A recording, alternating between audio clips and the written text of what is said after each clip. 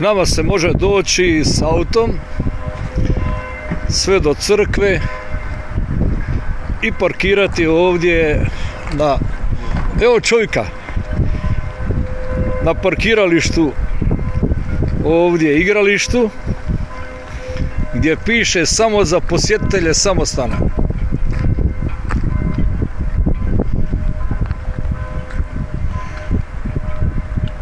Otvorit ćemo za potrebe koji dolaze k nama nedjeljom na misu ova vrata od vrta, tako da će se moći u vrtu parkirati 10-ak auta i više.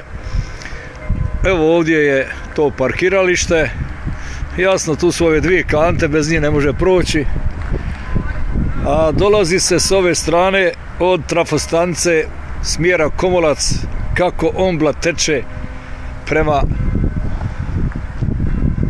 kažu sve rijeke teču prema ušću, samo Ombla teče prema vama.